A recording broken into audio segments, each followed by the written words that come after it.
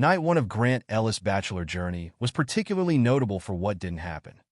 There were no fights among the women, no trash talking, and while a few tears were shed, they were the result of genuine emotion, not petty conflicts. And we all know who to thank for this: Rose lovers. Linda the no-drama llama. Not only did the 5-year-old llama keep things from getting nasty at the mansion, she also served as a good luck charm for the woman who brought her. Alex, a 27-year-old pediatric speech therapist from New Brunswick, earned the all-important first impression rose from Grant. And this season, that means she'll get the first one-on-one date, too. Of course, Grant got to know plenty of women before narrowing his harem down to 18. Entertainment Weekly chatted with the 31-year-old day trader about his 7-night one smooches, his thoughts on Alex and Linda, and reconnecting with his father, which he calls a love story in itself. How did the night one experience differ from what you had pictured in your mind? Grant Ellis. There was no difference in what I anticipated. It was a really good experience. How great these women were. They exceeded my expectations in their wittiness, how charming they were, how stunning they were. It really started things off right. You went in saying you were going to keep it classy.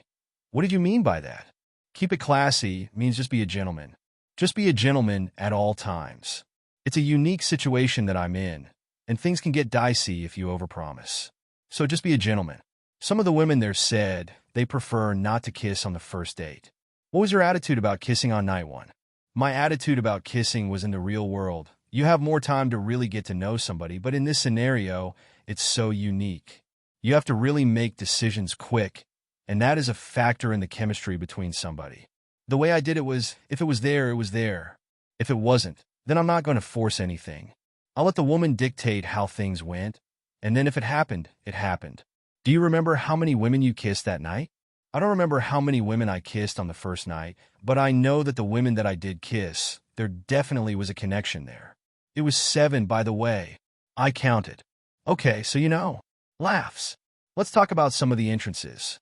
Carolina arrived and started chattering at you in Spanish. What did you think she was saying? I speak a little bit of Spanish, but she was talking so fast. I tried to catch bits and pieces and put it together. At the end, I just said, "See," because I didn't know what she said. Laughs, she said some words that I was familiar with, but I wasn't too sure about anything. We also need to talk about Linda, the no-drama llama. What went through your mind when Alex brought her in? Yeah, I'm a big animal guy, so I thought that was a really unique entrance. It was really funny.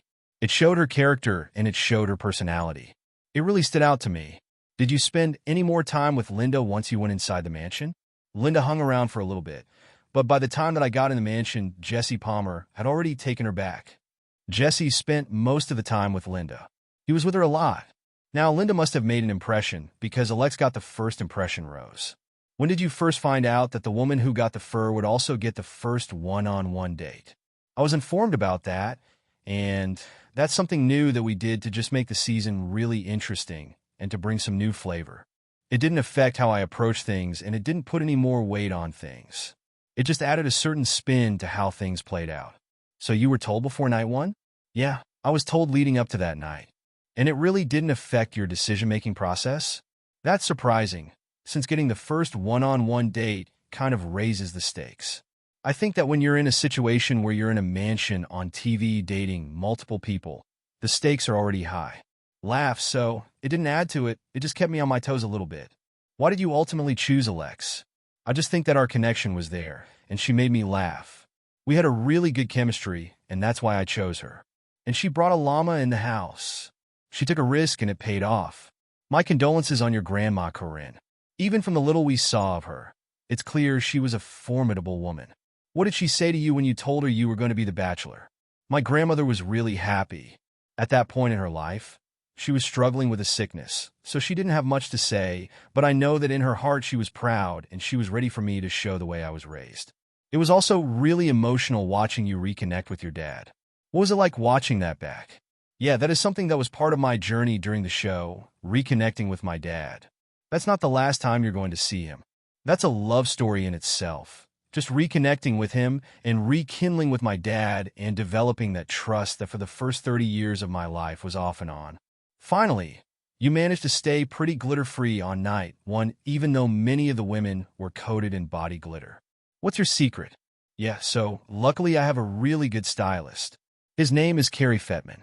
He was helping me take the glitter off along the way. So that's a question you gotta ask him, because that was his job. Just keep Kerry around, because he's good at what he does. This interview has been edited for length and clarity. The Bachelor airs Mondays at 8 p.m. Eastern Time / Pacific Time on ABC.